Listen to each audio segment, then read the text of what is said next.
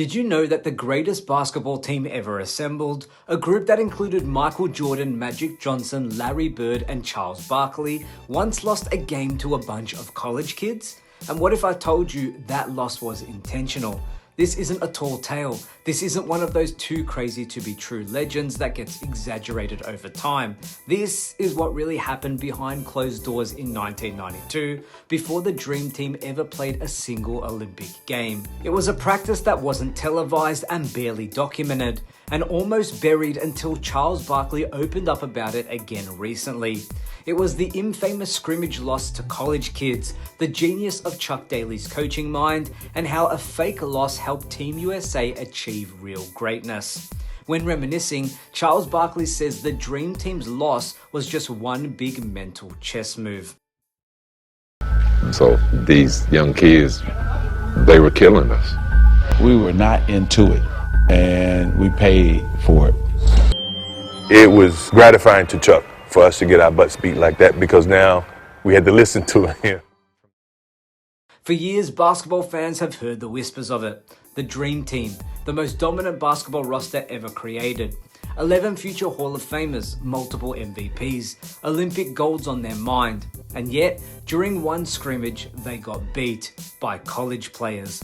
Guys who weren't even in the league yet. Players like Chris Webber, Penny Hardaway, Allen Houston, young, hungry, unproven guys that were ready to take the world by storm.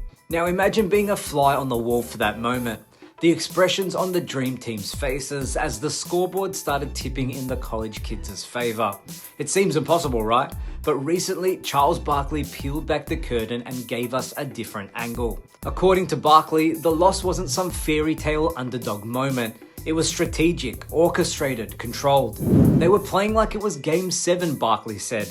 We were just screwing around. Before you knew it, we were down double digits. Then we called a timeout, and Chuck Daly says, "Get him," and we started killing him.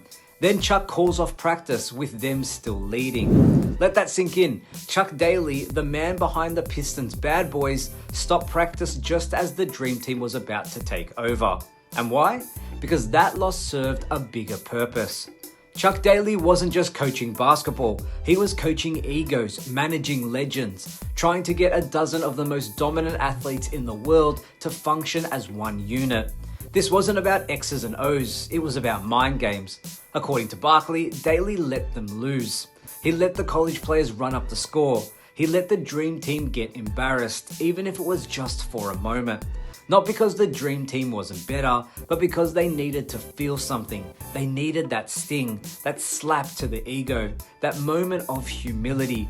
Because when you have that much talent in one room, Jordan, Magic, Bird, Ewing, Malone, Robinson, Drexler, Stockton, Barkley, you need more than just skill to win. You need chemistry, you need buy-in, you need hunger, and nothing feeds hunger like shame.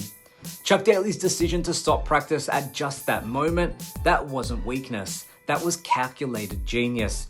It reminded that Team USA, you don't just show up and win, you have to earn it, even against college kids. And that lesson paid off. So what happened the next time they scrimmaged, you might wonder? The Dream Team destroyed the college kids. The rematch wasn't even close. That first loss, it lit a fire.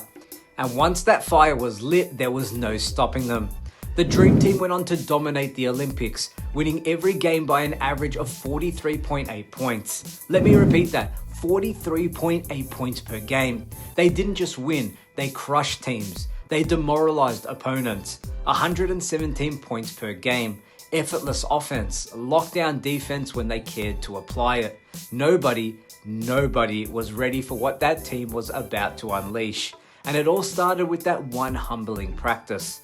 Now, let's talk about Charles Barkley for a second, because when people think of the Dream Team, they usually think of Michael Jordan first, or maybe Magic, maybe Bird. But if you look at the numbers, the actual production in those Olympic Games, Charles Barkley was the guy. He led the team in scoring, he brought the physicality, he brought the trash talk, he brought the edge. Barkley averaged 18 points per game in Barcelona. He shot over 70% from the field. And while Jordan and Magic were clearly the faces of the team, Barkley was the heartbeat. He was the enforcer and the tone setter. The guy who wasn't there to shake hands, he was there just to dominate. And yet, Barkley remains one of the most underrated Team USA performers of all time. He doesn't get the flowers he deserves for how crucial he was to that gold medal run. But when you go back and watch the tape, or even just look at the box scores, it becomes clear Barkley was elite, and his recent retelling of the practice loss just adds another layer to his legacy. He wasn't afraid to speak the truth, even if that truth exposed a rare blemish on the Dream Team's otherwise spotless record. Now, let's put this all into perspective. The Dream Team in 1992 was a juggernaut not just because of who they were, but also because of who they were playing against. Because let's be honest, the global competition back then, it really wasn't ready. Most countries didn't have NBA level players. They didn't have NBA level infrastructure. They didn't have NBA level head coaching. Team USA was playing chess, while the rest of the world was still learning the rules. That's why you saw 40-point blowouts in almost every game. But now, fast forward to today, and the world has caught up. We've seen Team USA lose in international play. We've seen other countries win gold. We've seen stars like Luka, Jokic, and Giannis represent other nations and not just participate, but dominate.